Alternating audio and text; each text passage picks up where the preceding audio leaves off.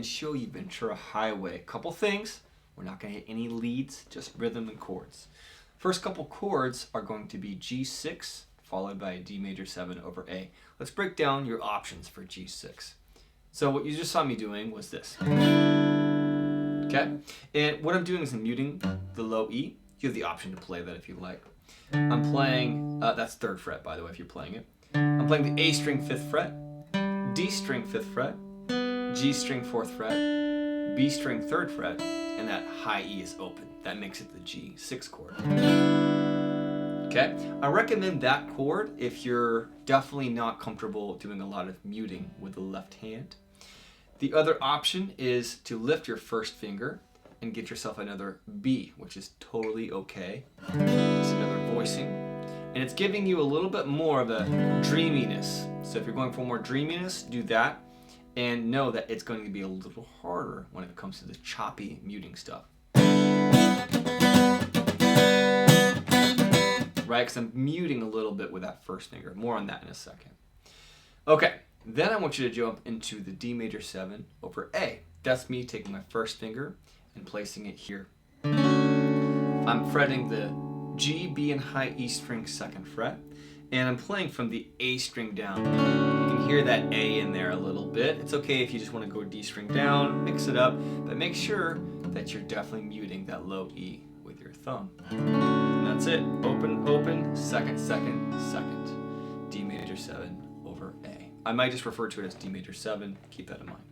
Those are the 2 basic chords. Let's go ahead and break down the rhythm with those chords. Let me just start with the G6 chord, that first voicing I was giving you. Follow that? Down, down, down, up, down, up. Get that first. Down, down, down, up, down, up. Okay, if that's comfortable, I want you to try to do it twice. Down, down, down, up, down, down, down, up, down, up. And then do the same thing for D major 7.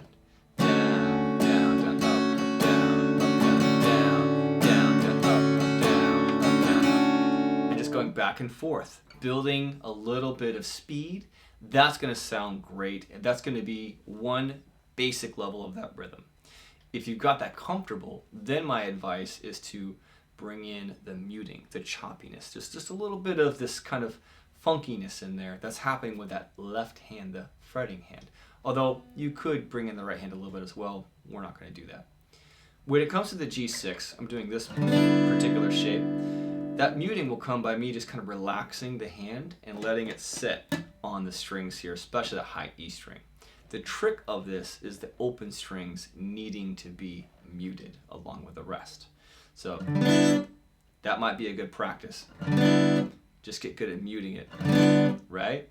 And then do a 1 down strum where that's fully on, and then 1 down strum where you mute it.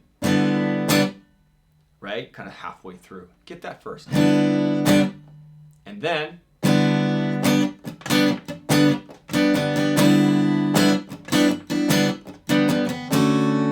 right? So I'm doing a lot of this kind of relaxing motion to mute. That's going to take a while. Just get it more or less and develop your own style. It doesn't have to be perfect.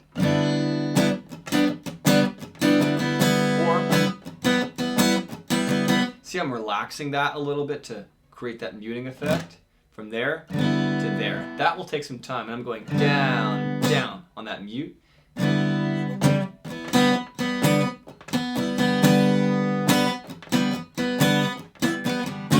And then the D major 7 over A, I'm doing the same thing. But now I'm bringing in these 2 fingers kind of as a flap to create that muting sound. Again, this takes time. So if it's too much, back up. Get the basic rhythm first.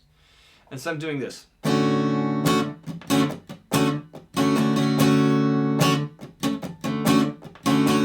And so I'm getting a nice full strum there on the D major 7 array, and then practicing that where I'm just kind of relaxing my fingers over the top here. These on top of the A and the D, and this finger relaxing.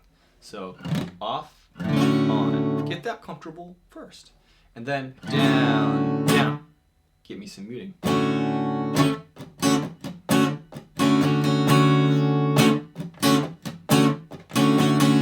and you're going to mix that up a little bit, okay? So I'm not going to go super deep on that. Play with that, stop, slow down, and repeat what you just saw me do there. Develop your own style, have some fun, and that right there is going to be what you're going to see me doing for most of the song. That particular rhythm with a lot of those stops, okay? So now that we got those two chords and that basic rhythm, that serves us for the majority of the song. This is the intro. It's just those two chords back and forth with that rhythm, doubled up for each, and all going twice. I know it's a lot. Let me just go ahead and show you.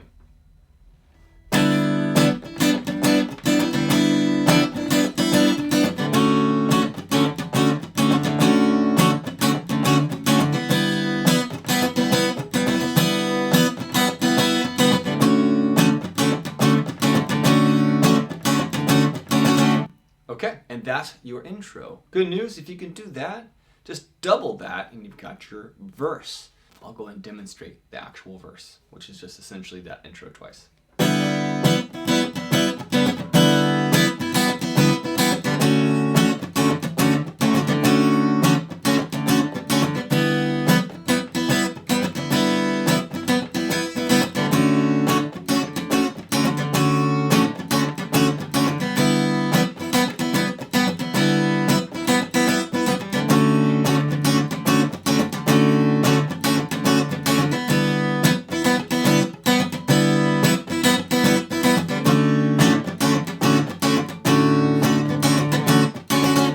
And then the chorus comes in, and that's essentially starting off with the same two chords.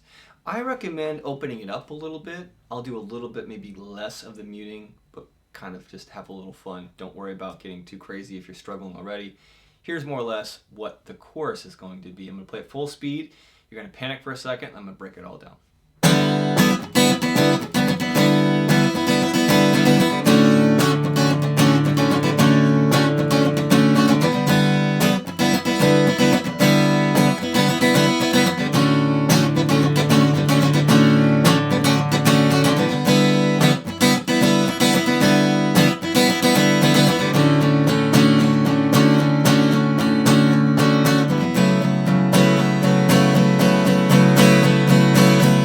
Okay, so that is what I consider the chorus.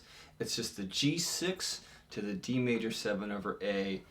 Really do that twice, pretty much as normal. And I'm opening it up a little bit. You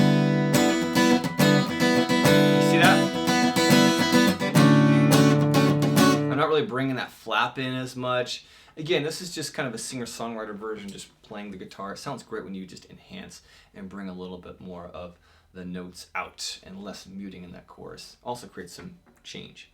And then on the end there, this is what's happening is the G6 to a D major 7 twice, and then a G6 just as normal, and then it goes into a D major 7 where we're doing a bunch of down strums like this. Here's the last little bit. Here it goes. D major 7, 1, 2, 3, and 4, and 1, and 2, and 3, and 4, and followed by the F sharp minor 11, which is going to be your, I'm muting the low E. With my third finger, I'm playing the 4th fret A string. With my pinky finger, with my pinky finger, I'm playing the 4th fret D string. First finger is playing the G string of the 2nd fret. And then I'm opening the B in high E.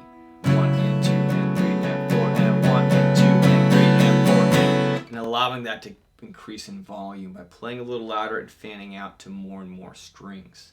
So that last little bit is 1 and 2 and 3 and 4 and 1 and 2 and 3 and 4 and 1 and 2 and 3 and 4 and 1 and 2 and 3 and 4 and that's going to get you a nice build to what I consider the post-chorus.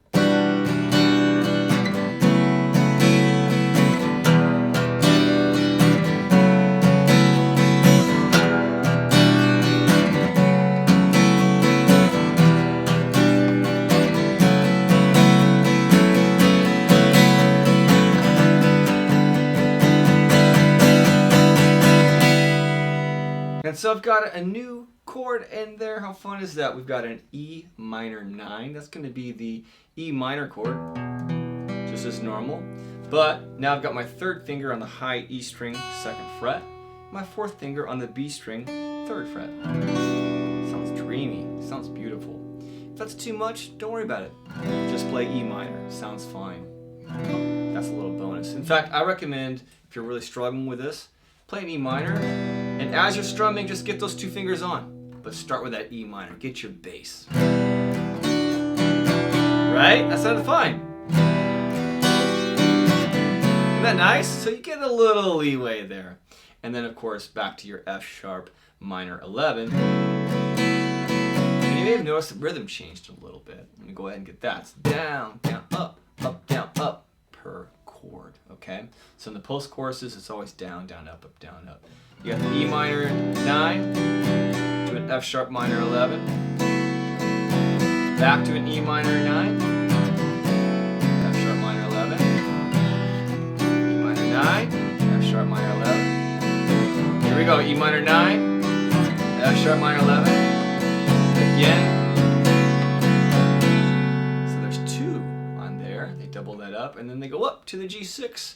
And there I'll probably do some down strums again. 3 and 4 and 1 and 2 and 3 and 4 and that builds you into your interlude. Or depending on where you're at in the section, maybe just the outro section. In this particular case, we're going to talk about the interlude, the cleverness of it, how it might lose you, and how it's actually structured. So technically the interlude is really D major 7. I'm sorry, the same rhythm.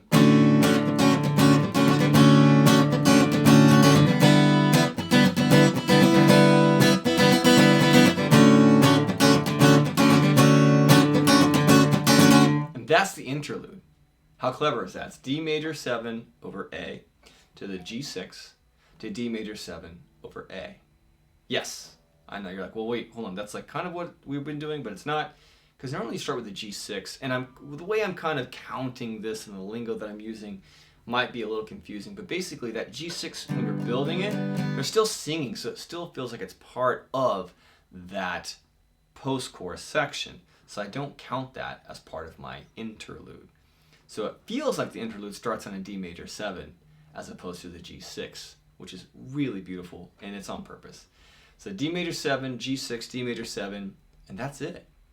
And then when we get back to that G major 7 again, because that comes next, that's the beginning of your second verse. That is the first chord of the second verse. It's a really clever, neat little songwriter's trick. That right there is how the interlude is played. Now, if you're skipping along, basically that repeats. The whole thing repeats. You got another verse, chorus, post-chorus, and then it essentially goes into the same thing. Instead of an interlude, you just go back and forth, exchange G6 to D major 7 until you fade out. Now, of course, you can't fade out. Well, maybe you can, but I might recommend doing something like this for the outro.